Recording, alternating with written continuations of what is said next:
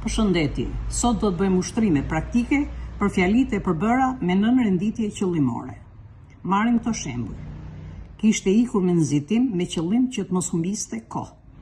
Pjesa e nënrenditur me qëllim që të mos humbiste kohë është vendosur pas kryesorës dhe lidhet me të me lizën me qëllim që ndahet me presje nga përpara. 2. Ariani që të arrijë rezultate të mira duhet të përpiqet shumë. Pjesa e nënrenditur që të arrijë rezultate të mira është vendosur në mes të pjesës kryesore dhe vihet mes dy presish.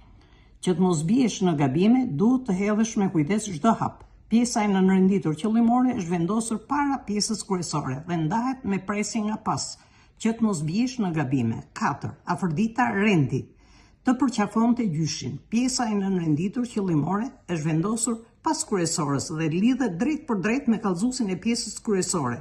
Nuk ndahet me presje dhe nuk është e nevojshme përdorimi i ndonjë lidhje qëllimore të përqafonte gjyshin.